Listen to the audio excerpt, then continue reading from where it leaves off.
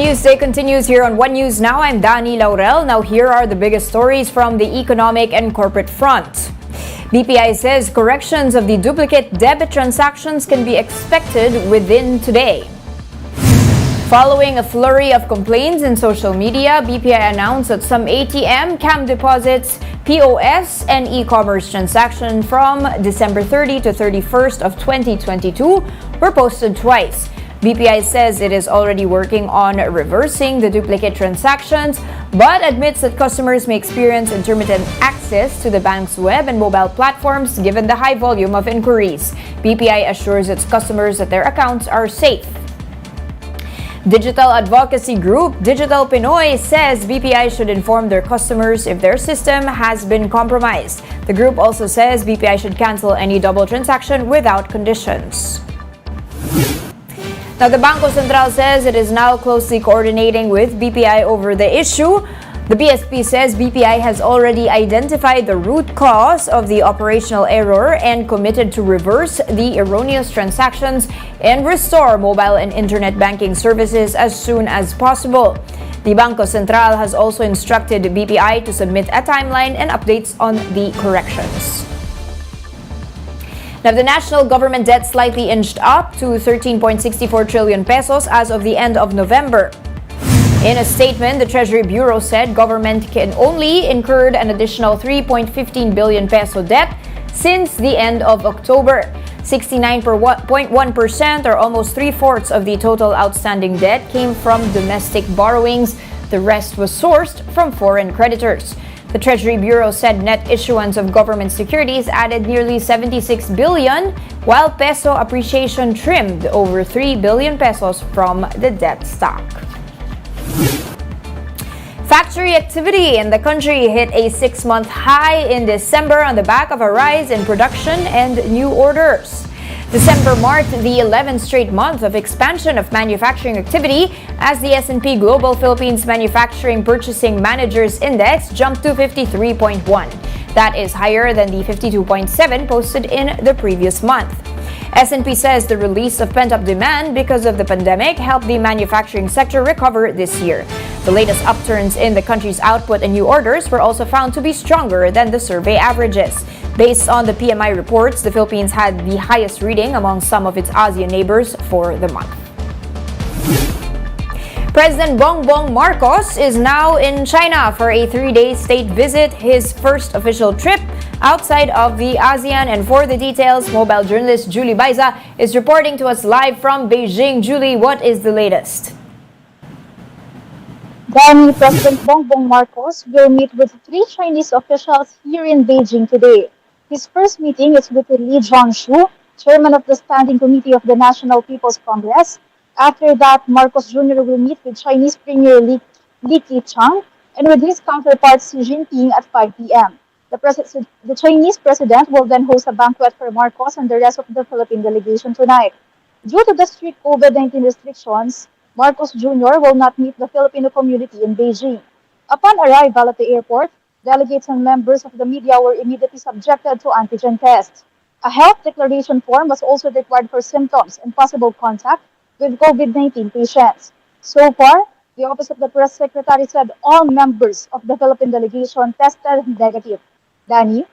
All right, now thank you for the day's agenda, no? But tell us, what is Beijing like at the moment, especially when you made the transit from now, from the airport to the hotel to wherever you are? Ano po yung sentiment dyan, especially with the surge in cases?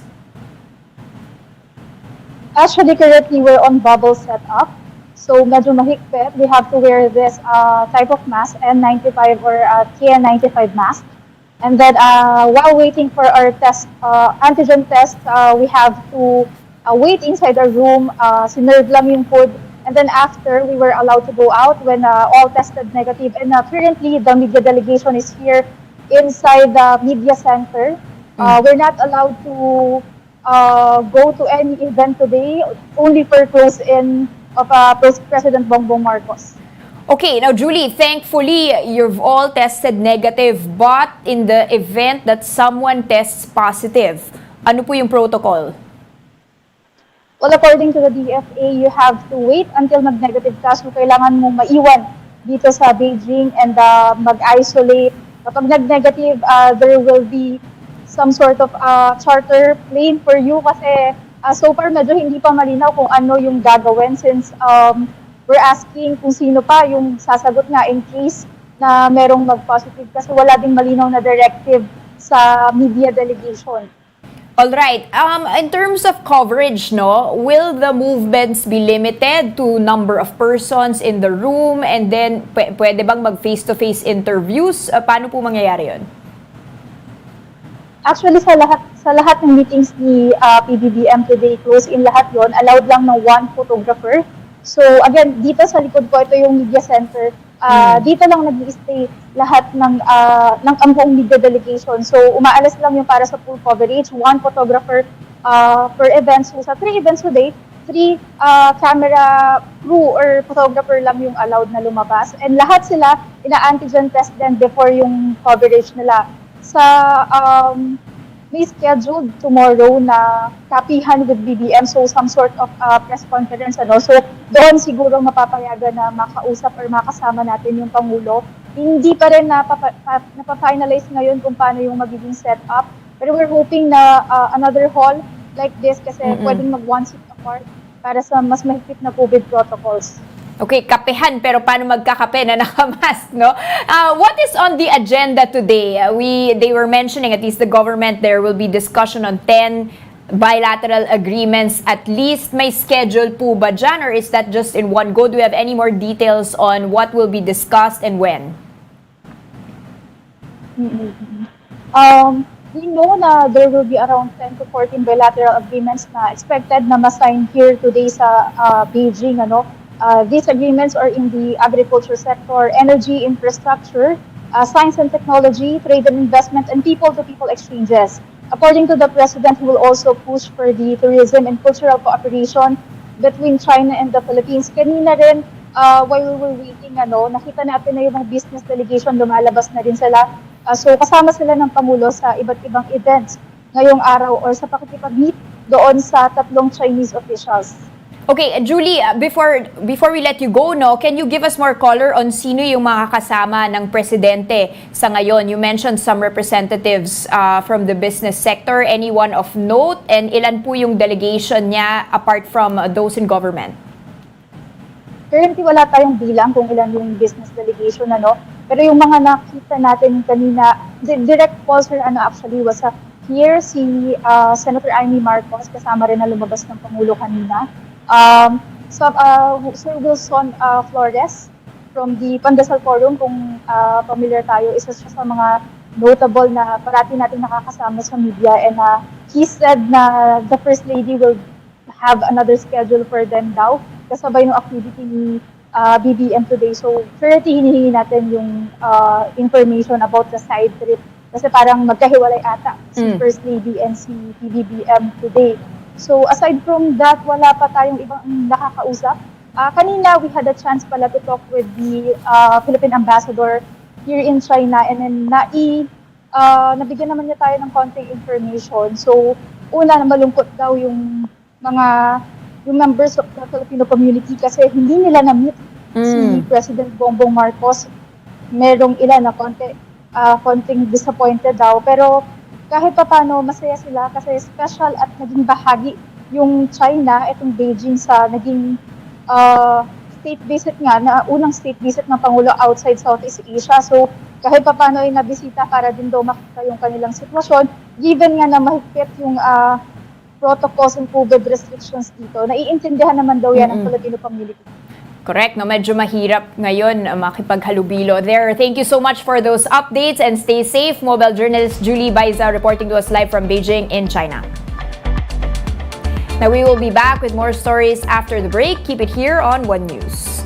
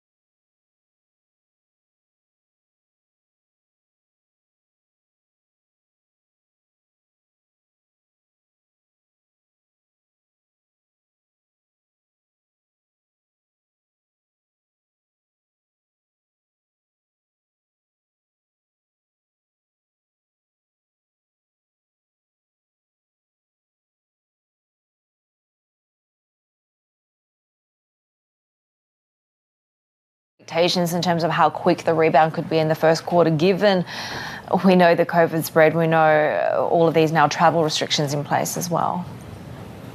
Yep, I think it's a pretty confusing picture, Heidi. Most analysts, from what I read, are basically saying December was worse than anticipated. I suppose that stands to reason given the developments up there. The big question is, again, there's consensus around the coming months will be rough. There probably won't be much of a lift from the Lunar New Year. That's going to be more of a public health story than a consumer spending story. But there's a big question then about when does this reopening dividend start to kick in, or if it does China start to get that boost then maybe from March onwards as consumers get motoring again? And as businesses get back on their feet. But at the moment, it's a pretty tough picture for the economy. Certainly all the focus remains on the spread of the disease rather than any economic rebound, which probably means the authorities will have to put more public money into the system to keep things ticking over. But I think a big question mark now over just when this dividend from the reopening does kick in, and of course whether the property sector gets back on its feet and whether the external demand story for Chinese goods kick in. So a lot of variables for China's economy at the moment, a lot of unknowns, I would say. And here are other headlines we're keeping our eyes on. Petron has secured regulatory approval for its planned biofuel venture. The company said the Securities and Exchange Commission approved an amendment to its Articles of Incorporation, which allows Petron to construct and operate a cocoa methyl ester plant and secure relevant permits for the project. In August of 2022, Petron got the approval of its board of directors to include biofuels in the company's portfolio. On to some updates in the REIT space. DDMP REIT looks to diversify its tenant mix over the next 3 years. The Double Dragon sponsored REIT says it is banking on its properties and new locators, which includes government offices. The target tenants include those from the banking, insurance, financial services, tech, media, and services sector, as well as government agencies. Meanwhile, MegaWorld's MREIT plans to increase its gross leasable area to 500,000 square meters by the end of 2024. MREIT is currently waiting for the conclusion of its latest property for share swap, which will expand the company's portfolio to 325,000 square meters. Now, for more updates, visit News 5, the Philippine Star, and Business World online. Visit our website, that's onenews.ph, for more in-depth analysis. You can also catch One News on the Signal Play app. Register for a free account now at www.signalplay.com and stream One News live anytime, anywhere. I'm Danny Laurel. Join us again at 2 p.m. We are One News, all sides, all the time.